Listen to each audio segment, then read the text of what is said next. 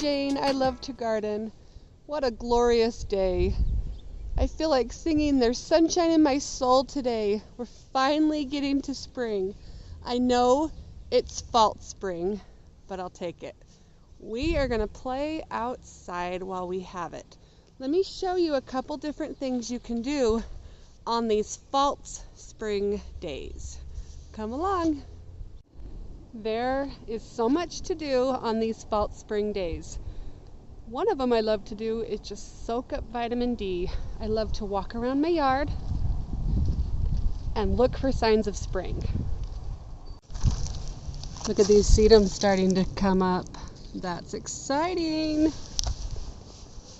Look at this. Look at this. Here comes some crocus. Yay!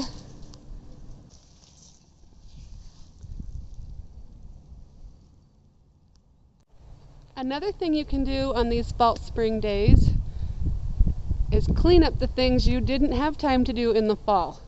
I have so many iris that I had no time. Life got away from me. I can start cleaning up all the dead growth on the iris so that the new growth starts springing forward. Look at all these larkspur. These are cool flowers. They set seed in the fall. And like I said, we got to clean up all the iris. I'll get to that.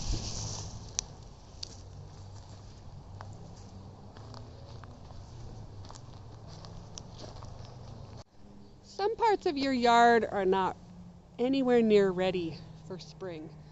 Just leave them. They'll come. Another thing you can do on these false spring days is more planning. You've been planning all winter. What am I going to put where? Well, now you can walk it. Go outside, walk your yard, figure out where your roses are, your favorite flowers, your favorite tulips, your favorite everything. Remember where it's all at. Oh, you came back up. I love spring. When you're in planning mode and you can actually get out here and physically walk around and see what you want done, think about what you can control and what you can't control. So dream, but dream realistically. So we are trying to put in some walkways. Where these pots are is going to be a walkway that goes up and around, and then up here by the garbage can, by the front porch, we're trying to put in another patio. So let me turn this around, I'll show you what I mean. So this is going to be a walkway going up to my porch. And then this whole section, we're hoping to do a patio. We were thinking about a driveway, but I think we're not going to do a driveway. I think we're going to do a patio after all. It just gets so muddy in the spring. And then during the growing season, nothing will grow there because it's so hot. Also, we want to continue this pathway around this beautiful bed that we've worked on the last couple years. And it's going to come around here and come to our new patio on the side. And then as far as this section goes, it might just be grass or maybe just a couple flagstones out to here.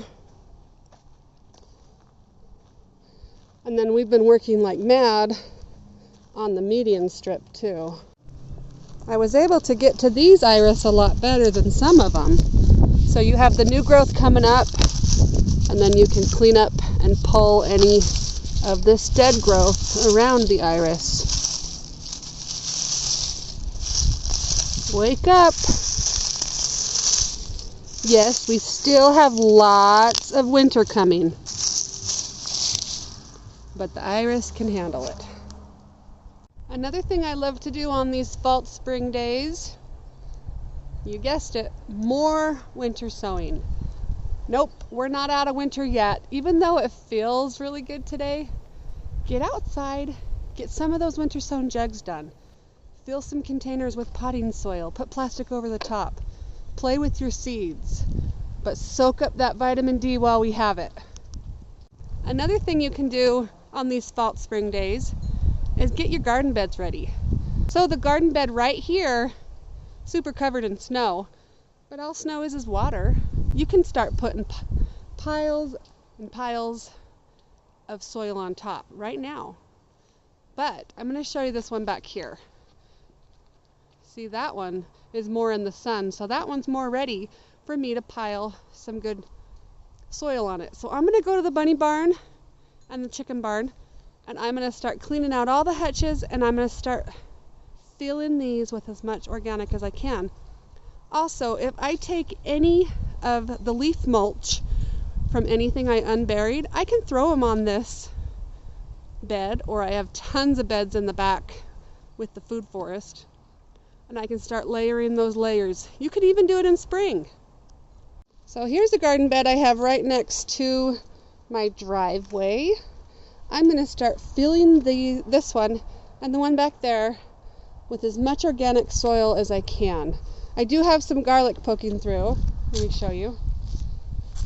Right here.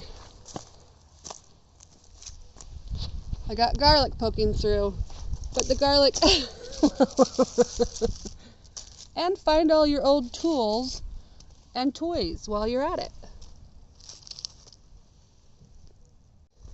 There is a lot of garlic poking through, but it will be just fine even if you add some more layers of soil on top. Another thing you can do on these false spring days is plant peas, brassicas, seeds, and greens, any of the greens seeds, because they can handle the frost. When you put a little transplant in, you want to make sure it's very protected, even if it's cold hardy. Our last frost is not till May, and we're only in mid-March. So these false spring days, they get you because you think you can plant everything. And if you're doing winter sowing or protected, a hoop house or something, then you can go play. But you don't want to put any of your transplants out. All the cold will kill it. But you can still play. You can put seeds down even under plastic. Right now I'm going to put seeds down without plastic. But if I was to put little transplants down, you need to make sure you have that covered. They have those little domes you can get from the dollar store. You can put those over the top of any of your seeds right now. And you want to anchor it down into the soil so that it doesn't just blow away. But there's lots of fun. Some parts of your yard are not going to be ready. Just wait for those. But go where the sun hits the most and start on those. Another thing you can do on the false spring days is check out your winter sowing jugs. Go peek in them. You're not going to have sprouts on many things. You might only have it on a couple. And that's good because we want them to continue to be protected until their time comes to grow. This section behind me is going to change quite a bit in the next few months. So this is an old play set that my brother-in-law and sister gave us. And right now there's a whole bunch of containers, but I think what I'm going to do is I'm going to dump all the containers, and I'm going to put more organic material and layer like I do. And I was going to turn it into a hoop house, but I still might put some plastic over the top of it. So the bed behind me is covered in leaf mulch. And I am going to remove all that leaf mulch and put all of that in my veggie bed that you just saw. Let's see what's under all this.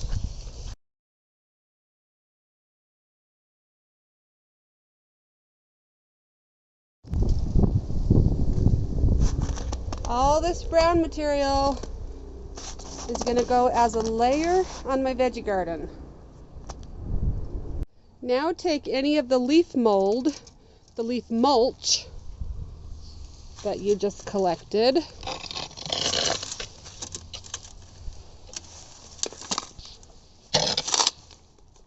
now layer all that up on your veggie beds.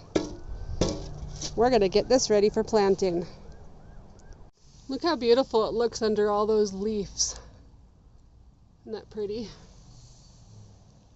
This bed is starting to look a lot better. One down, about 1 million to go. See the difference? Isn't that beautiful? Signs of life.